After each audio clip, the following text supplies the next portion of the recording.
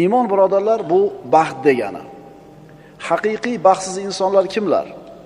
Haqiqiy baxtsiz insonlar iymon xazinalaridan, ishonch zahiralaridan mahrum bo'lgan muflislar. Muflis degani nima degani edi? Muflis degani bankrot degani, hech narsasi yo'q odam degani. Bundaylar dunyoda yasharkan doimiy suratda hayotdan norozi bo'ladi. Doim g'azablangan bo'ladi, baxtsiz bo'ladi, doim xorlikda bo'ladi. Hayotidan doim shikoyat qiladi. Chunki ular iymondan yuz o'girishgan. Iymoni bor odam hayotidan shikoyat qilmaydi.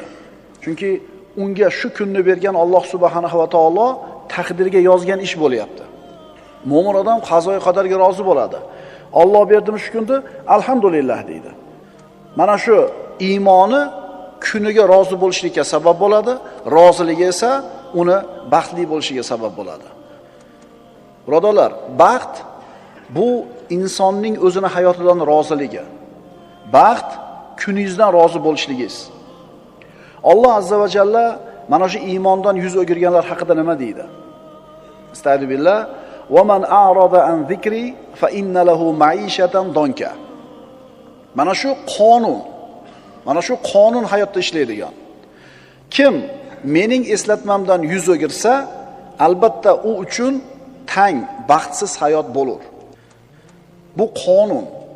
Eslatmamdan yuz o'girsa, donka degani torlik degani, tanglik degani. Juda ham bir qattiqlik, qiyinchilik degani. Iymondan yuz o'girgan insonning hayoti shunaqa bo'ladi, garchi dunyosi juda ham katta bo'lsa ham. Garchi qo'lida shuncha katta bor mol davlat bo'lsa ham, iymon bo'lmaydigan bo'lsa, bu insonda hayoti tang bo'lishigini Alloh taolo aytayapti. Birodarlar, eslatmadan yuz o'girgan odam albatta tang hayot bilan kun kechiradi. Baxtsiz bo'ladi.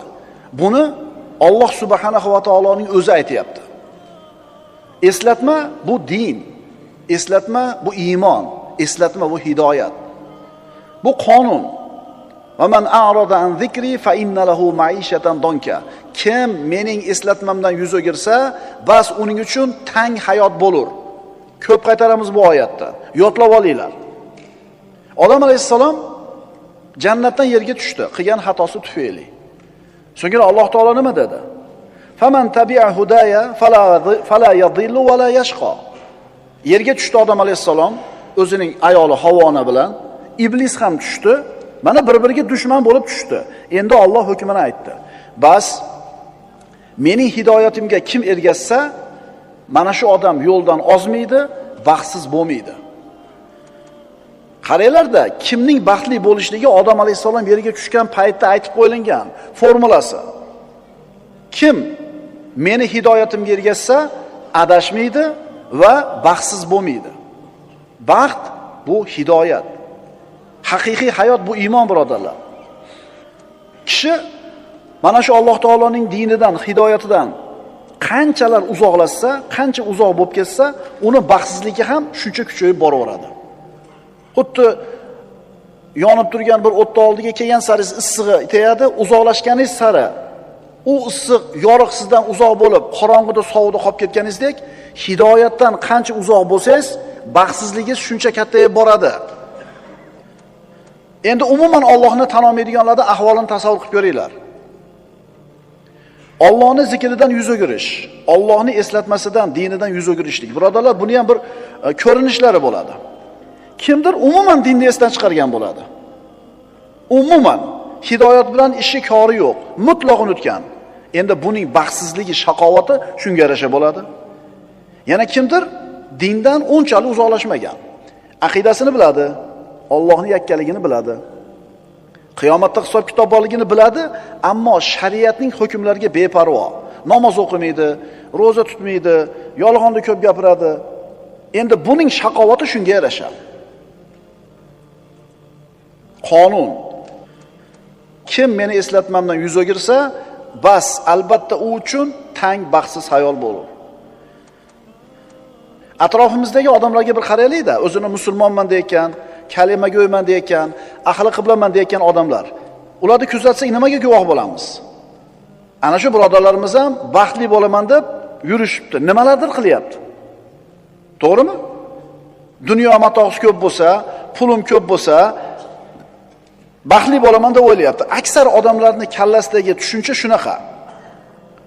Uni baxtli bo'lishligi nimaga bog'liq? Faqat pulga bog'liq. Shu tasavvur to'g'rimi?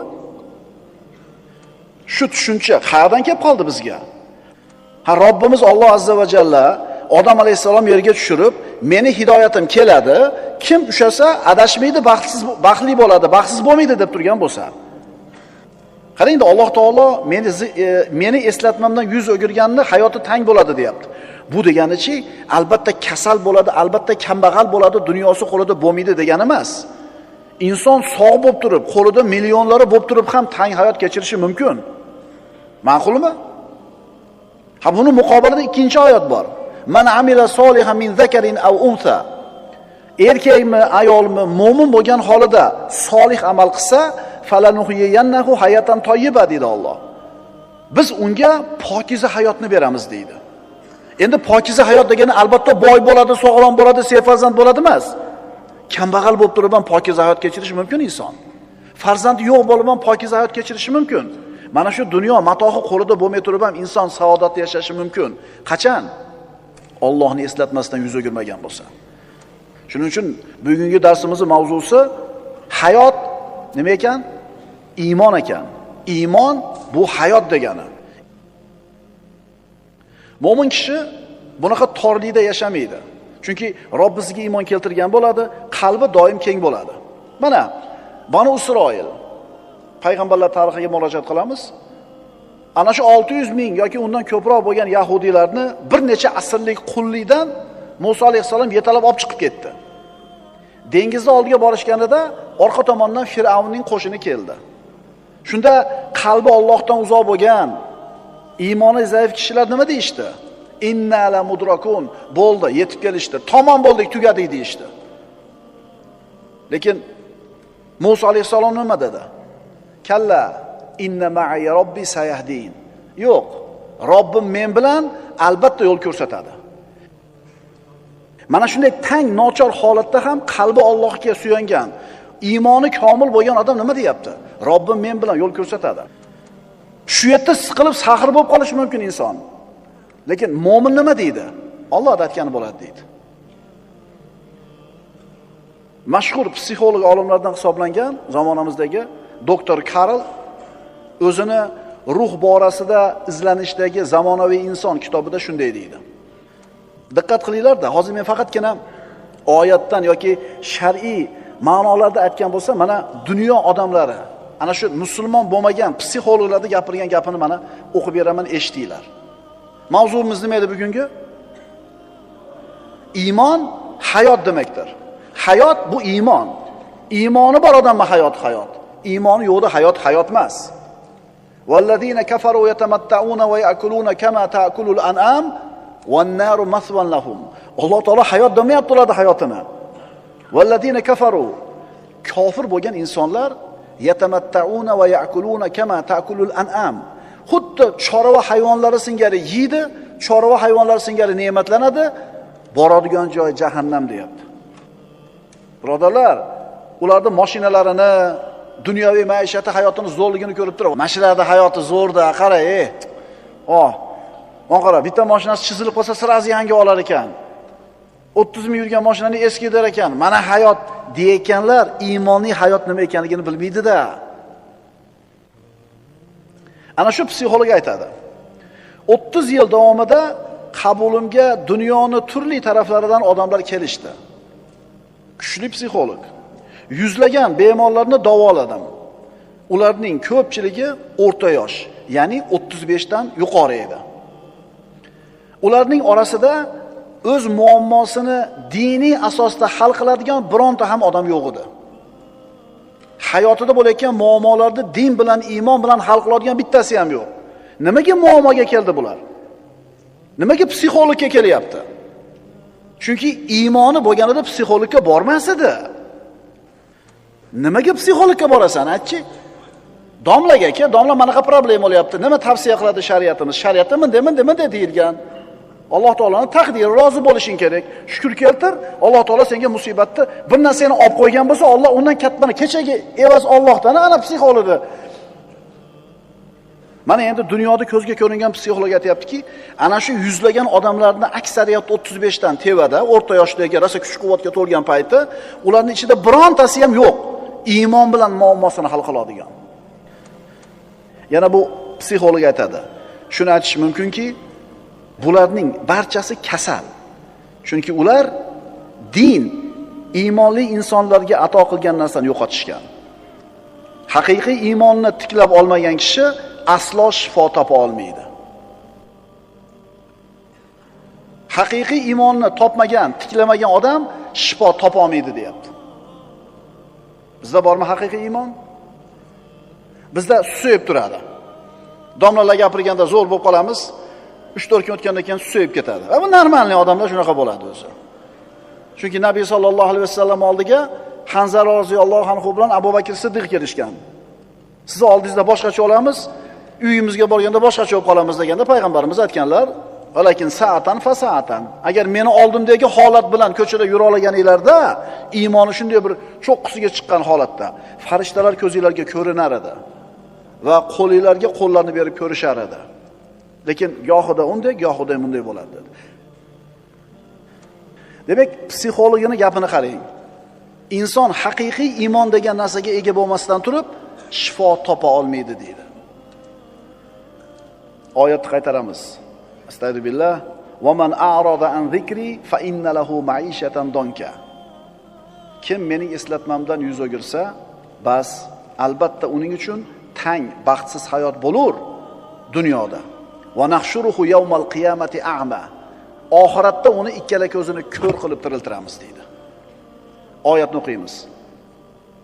Sanulqi fi qulubil ladina kafaru ru'ba bima ashraku billah. Allohga sherik qilganlari sababli kofirlarning dillariga qo'rquv solajakmiz. Qarang, Allohga shirk keltirgan, Allohga iymon keltirmagan kofirlarning qalbiga Alloh qo'rquv solib qo'yadi. Doim qo'rquvda. Globalniy потепление qo'rquv. 12 qo'rquv. Yana nima qo'rquvlar bor? Dollarning kursi, koronavirus, yana nimalar bor? Bular doim qo'rqib yashaydi. Mo'min nima deydi? Hasbunalloh va ni'mal vakil deydi. Peshanamizga yozganidan oshchasi bo'lmaydi deydi. Ishonib aytyapsanmi faqat shu narsani? Yuragingni tag-tagidan aytyapsanmi shu narsani? Yozilgan bo'lsa, qayoqqa qochay? Yozilmagan bo'lsa, nimadan qo'rqay? Agar mana shu iymon siz qalbingizda bo'lsa, siz baxtli insonsiz. Pulingizni qanchaligi muhim emas bu yerda. Oyatni o'qiymiz. Kim meni eslatmamdan yuz o'girsa, bas uning uchun tanglik hayoti bo'lur va biz uni qiyomat kunida ko'r holda tiriltirurmiz. Mana endi dunyoda tang hayot kechirib, ezilib, bo'g'ilib, pachag'i chiqib yashagan odam qiyomat kunida ko'r bo'lib tirilib turib aytadiki, "Qala robbi lima hashartani a'ma va qad kuntu basira." Parvardigor, nimaga meni ko'r qilib tiriltirding? Men ko'rardim-ku dunyoda. Alloh javob beradi. Qala kadhalika atatka ayatuna fanasitaha va kadhalika al-yawma tunsa. Alloh aytdi. Shunday. Biz senga bizning oyat mo'jizalarimiz kelganida ularni unutding. Bugun sen ham ana shunday unutilursan. Allohni unutuvdi, Alloh ham qiyomatni unutib qo'ydi. Alloh aytayapti davomida, haddan oshgan va Parvardigorining oyatlariga iymon keltirmagan kimsalarni mana shunday jazolaymiz. Dunyoda tang hayotni beramiz. Oxirat azobi esa shak shubhasiz qattiqroq va uzunroqdir. Xulosalaylik. Demak, iymon bu hayot. Iymon bu hayot. Hayot bu iymon. Iymoni yo'q odamning hayoti hayot emas. Iymonsiz odamlarning hayotini Alloh taolo hayvonlarning hayotiga o'xshatyapti. Kim Allohning eslatmasidan, dinidan, shariatdan yuz o'girsa, uni bu dunyodagi hayoti tang bo'ladi. Muhim emas puli qanchaligi. Qalbdagi g'amni, qayg'uni, iztirobni, xavotirni faqat va faqat iymon ketkiza oladi. Birodarlar, nafsni faqat iymon poklaydi. Iymon xursand qiladi. Iymonsiz hayotda ta'mi yo'q. Faqat inson hayotda iymoni bilan saodat topadi. Xulosa, haqiqiy saodatni topish uchun insonga iymon kerak.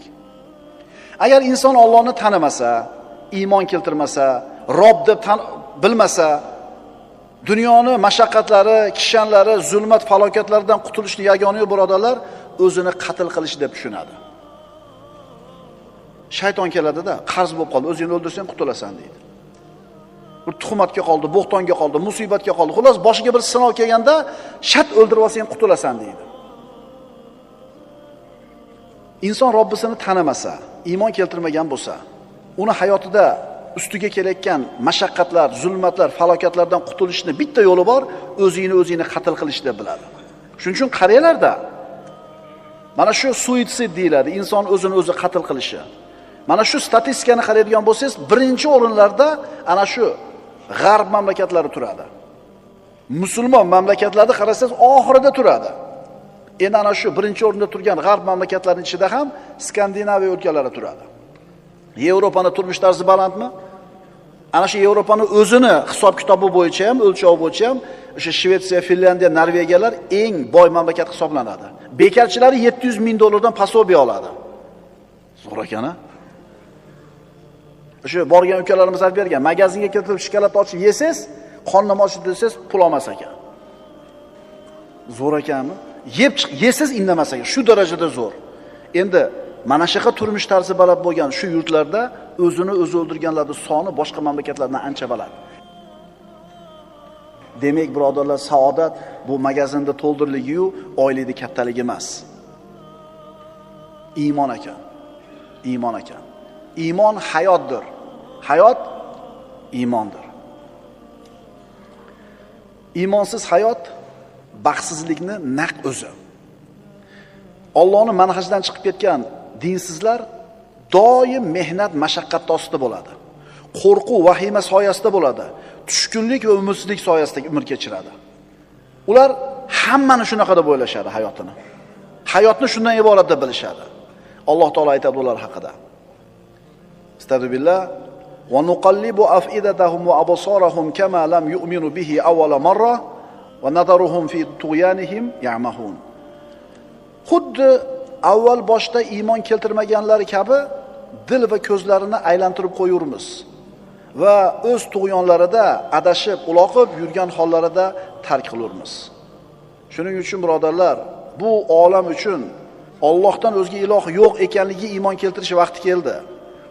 Asrlar davomida orttirilgan mashaqqatli va uzoq tajribalardan keyin aql sanamlarning xurofot ekanini, ateizmning yolg'on ekanini tan olish vaqti keldi. Anbiyolar to'g'ri so'z, Alloh taoloning haq ekanini tan olish vaqti keldi. Mulk va saltanat faqatgina Allohning ekanini tan olish vaqti keldi. Alloh har narsaga qodir ekanligini tan olish vaqti keldi. Bu olam, bu insoniyat Allohga suyanishligi kerak. Qoida. Seni saodating, xotirjamliging va rohating iymoningni quvvati yoki zaifligiga qarab bo'ladi. Iymoning qancha quvvatli bo'lsa, saodating, xotirjamlik, rohating ham shunchalik quvvatli bo'ladi. Agar zaif bo'lsa, zaif bo'ladi. Mana endi bu oyatning muqobilidagi ikkinchi oyat. Kim meni eslatimdan yuz o'girsa, unga tang hayot bo'ladi. Endi buni muqobilida. Astagfirullah. Man amila solihan min zakarin aw untha wa huwa mu'minun falanuhyiyannahu hayatan tayyiba wa lanajziyannahum ajrahum bi ahsani ma kanu ya'malun. Erkakmi yo ayolmi, kimda kim mo'min bo'lgan holida biron yaxshi amal qilsa, bas biz unga pokiza hayot ato eturmiz va ularni o'zlari qilib o'tgan amallaridan chiroyliroq ajr savoblar bilan mukofotlaymiz. Demak, saodat topishlikning eng asosiy sharti Allohga bo'lgan iymon. Bu isbot talab qilmaydigan haqiqat.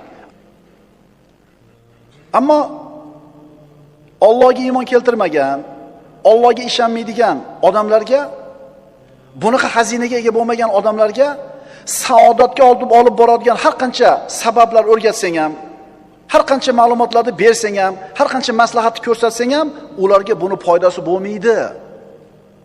Undaylar bu maslahatlardan foyda olib baxtli bo'laman demasin. Chunki yana qaytarib aytamiz, saodatning asosiy sababi Allohga bo'lgan iymon. Saodatning sabablarida dars o'tyapmiz mana. Shu sabablarga biz amal qilamiz, biz saodat topamiz. Inshaalloh, chunki iymonimiz bor. Endi xuddi shu sabablarni iymoni yo'q odam qilsin, unga asqatmaydi. Chunki bu sabablar iymoni bor odamlar uchungina ishlaydi. Demak, saodatning sharti Allohni Robb deb tan olish, Muhammad alayhisolamni payg'ambarim deb tan olish, islomni dinim deb tan olishlik. Erkakmi yo ayolmi, kimda kim mo'min bo'lgan holida biron yaxshi amal qilsa, bas biz unga pokiza hayotni ato etamiz. Demak, inson Alloh va'da qilgan mukofotga erishishlik uchun ikkita narsa kerak bo'lyapti. Birinchisi iymon, ikkinchisi solih amal. Innallazina amanu va amilus solihati sayaj'alu lahumur rahmanu wudda. Albatta iymon keltirib, yaxshi amallar qilgan zotlar uchun Rahmon do'stlikni barqaror qilur. Iymon bo'lsin, amal bo'lsin. Lahumul bushro fil hayati dunya va fil axira. Ular uchun dunyo hayotida ham, oxiratda ham xushxabar bordir. Hayot bu iymon degani. Iymon degani bu hayot degani. Pokiza hayot kimda bo'ladi? Iymonli odamlarda. Allohni yakkaligiga iymon keltirgan, Robbisining va'dasiga aniq ishongan, qalblari Parvardigoriga muhabbatli bo'lgan, adashish va aynishdan pok bo'lgan insonlarda bo'ladi. Mana shu sifatlarga ega odamlar falokat vaqtida xotirjam bo'ladi, qazo oldida qalblari sokin bo'ladi, qadarga, taqdirga rozi bo'lishadi. Binobarin saodatli bo'lishadi. Shuning uchun ular baxtli bo'lishadi. Shuning uchun ular yuqoridagi oyatda aytilgan pokiza hayotga erishishadi. Chunki ular Allohni Robb deb, islomni din deb, Muhammad alayhisalomni o'zining nabiysi va rasuli deb rozi bo'lishdir.